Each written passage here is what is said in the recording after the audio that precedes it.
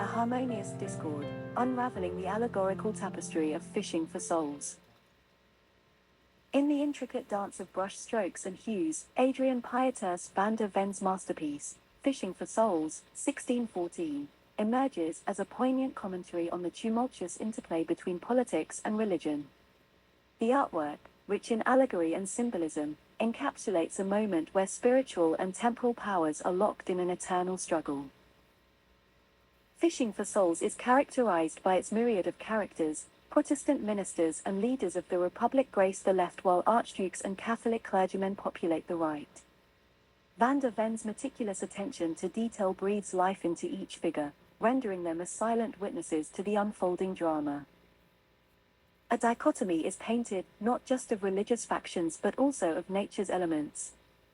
The left side basks in sunlight with trees lush and verdant, a metaphor for hope and prosperity under Protestantism. Conversely, Catholicism is cast under ominous skies, yet it does not succumb to despondency.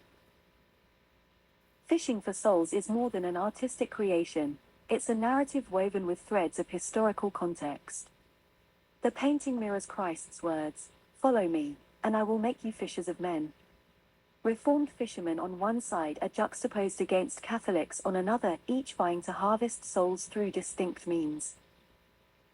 Van der Ven's artistry lies not just in visual representation but also in embedding textual elements within his work.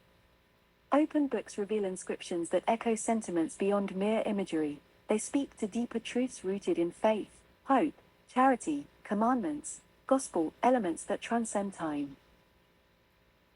The painting is presented in a panoramic format, offering a sweeping view of the scene. The water divides the two sides, creating a visual contrast and a symbolic barrier.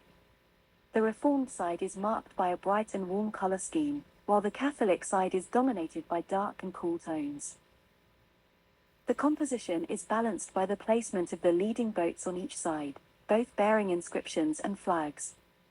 The Reformed boat is guided by God Himself, as indicated by the words I hovi of Disiv on the tiller. The Catholic boat is led by the Pope, who lures the souls with music and incense. The painting is also enriched by the presence of numerous portraits, most of them dignitaries and political leaders. Van der Ven included his self-portrait prominently in the left foreground, perhaps as an alternative signature. The portraits add a sense of realism and individuality to the painting, as well as a hint of satire and critique. The painting was created in 1614, a time of political and religious turmoil in the Netherlands. The 80 Years' War between the Protestant North and the Catholic South was still raging, and the 12 Years' Truce was about to expire. The painting reflects the tensions and conflicts of the era, as well as the hopes and fears of the people. The painting was also influenced by the works of Caravaggio, whose dramatic use of light and shade inspired Van der Ven. The motif of Abraham turning his head towards the angel, as well as the circular patterns of the drapery, were adopted in reverse from Caravaggio's second version of Saint Matthew and the Angel. The painting was described by Cornelis de Bie as a depiction of the spiritual fishery of human souls, replete with detail. It was one of Van der Ven's earliest dated and most ambitious paintings, and it was regarded as his masterpiece in 1661.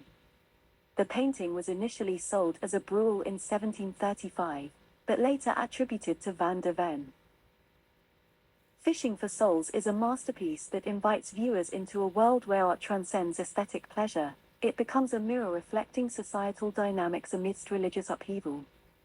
Each stroke unveils layers steeped in history. Every character echoes voices from past epochs, rendering this artwork not just as visual spectacle but also historical testimony.